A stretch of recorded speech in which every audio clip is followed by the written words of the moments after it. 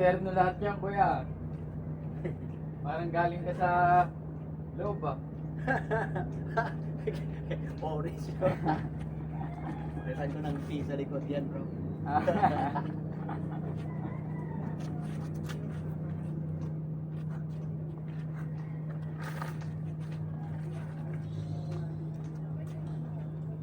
Nice. Nice.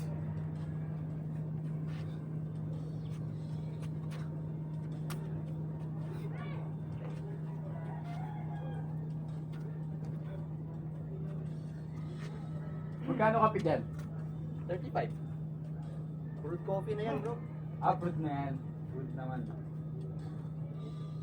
Brazilian to eh. Mag-train mo lang kasi kayo. Sukal kasi. Asukal. Ang alam kong tunay na kape, hindi nilalagyan ng asukal eh. Ganun ba yun? Yung steak, good yun, bro. Diba may Nescafe steak? Ganun lang ako. Minsan. Yun talaga ako, pero minsan nag-ano. Okay yun. Kasi konting asukal lang nilalagay. Pero okay. Basta wag lang karating 3 in 1. Hindi okay sa katawan. Kasi may creamer pa, no? Kaya 3 in 1. Doon mag-ana yung mga sakit. Sa atin okay lang kasi lumalabas tayo, gumagalaw tayo eh.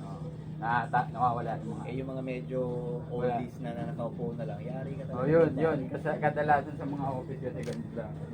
Mabilisan lang. Kaupo ka lang, no? Hindi ka active, tapos 3 in 1 pa yung kape mo. Hintayin mo lang.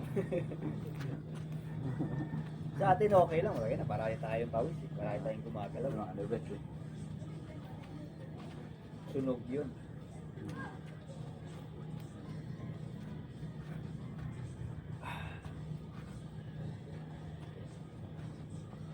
Nakakapagpa-araw ka habang umiinom ng kape, ano pa bang mahihiling ko? Oo. Masaya na ako. Mga simpleng bagay lang Oo, talaga, pare. no? Mga ito, masaya na ako. Oo, mga simpleng bagay lang talaga. Yung kailangan, ano Ano eh. pa bang hihilingin sa buhay? Ano yung iba nga? Mayaman nga. So, di naman nakatayo. Oo. Yan talaga.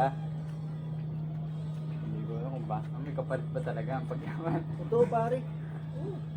Totoo mo yan eh. Kahit ang yung kalusugan na yun. Oo. Na, yun Yan na. ang trade-off dun eh. Kahit yung mga kasama ko sa trabaho. Sobrang stress. Ay, kung tayo na umalis ka. Pagpapalit mo yung buhay mo. Hanap ka ng iba, yung hindi masyadong stressful, yung masaya ka gawin. Kung masaya ako sa ginagawa mo, yun eh. No? Kung para kung patayin yung kaluluwa mo dyan sa trabaho. May iba pang trabaho. Natatakot kasi umalis kasi alam mo yun, simula na naman. Bagong ano. Oo. Bagong adventure, no? Walang tiwala sa sarili. Sinasimulan na. Oo, Ayaw na magbago. ito. Hindi naman talaga yun.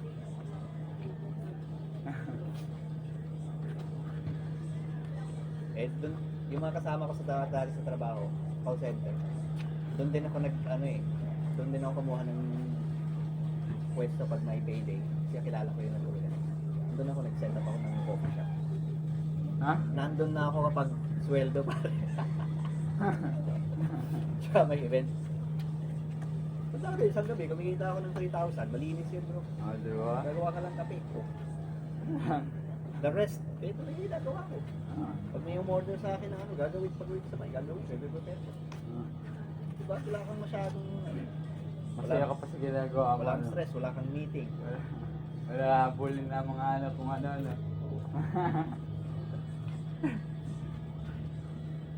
Sabi ko siya, gusto mong umalis dyan, mag-isip ka na kung ano yung saan ka magaling. Lahat naman tayo may ganun eh. Oo. Kung sarili ka talaga kung saan ka magaling, yun, natin mo yun. Gawin mo, yung matakot, yun ano yun, natakot eh. Tatakot. Takot umalis, baka hindi na, baka Matagalan, ganun. ayaw na ng bagong challenge na. Totoo nga naman. Pero nga na, kung iisipin mo, kung ayaw mo na talaga, gusto mong umalis, na kailangan mong pilitin yung sarili mo na. Kailangan. siguro, ano rin, walang pang-support ang iba. Yun din. Ganun Yun ang din. number one finance eh. Kaya Finance talaga eh. takot na ano. Totoo. Pag-iisip mo lang pare, nakakalungkot yun. Kasi Oo. kahit sa amin, Oo. medyo may edad na, grabe, pag may meeting minsan talaga. Iyak sila eh. Sabi ko, wala tayong magagawa eh. Empleyado lang tayo eh. Oo. Susunod lang tayo sa kung anong sabihin na eh. Kung hindi na kaya, kailangan umalis. Hindi rin nakakaalis kasi may panggastos. Oo, yun Diba? Talaga. May pamilya. Yun na malungkot.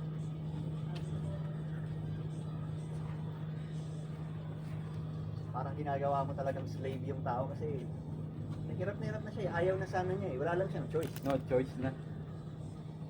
Kaya nakalungkot. Para maka-ano lang, maka-rouse lang. Kahit ako, exactly.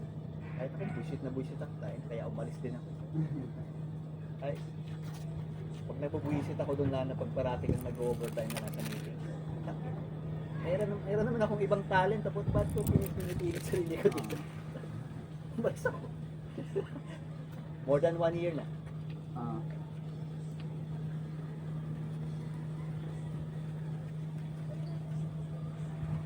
Oh, sa trabaho ko, hindi naman ako na-stress.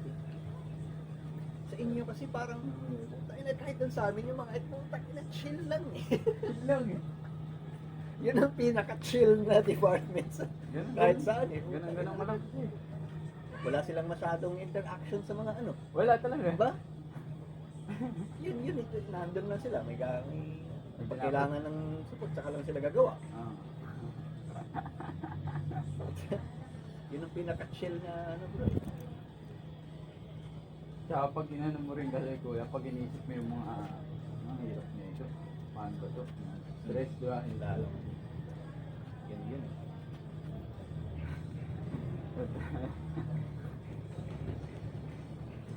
Grabe yung iba namin ano, mga matatanda na bro. Doon din ako nadurog eh. Sabi ko, "Puta, ikaw yung nagpapaiyak sa ano. Si analyst ako bago ako malis. So, yung mga katrabaho ko, mga supervisor, saka yung mga tauhan, mga tao. Yung mga tao nila pare na, alam mo yun, medyo nahihirapan na talaga. Lalo pag mag-transition ka sa mga bagong tech. Ah. Eh, mga matatanda na yan eh. Ah. Nahihirapan mag Pag nasa meeting, tanga na, hindi mo pa sinasabi kung anong problema, umiiyak na.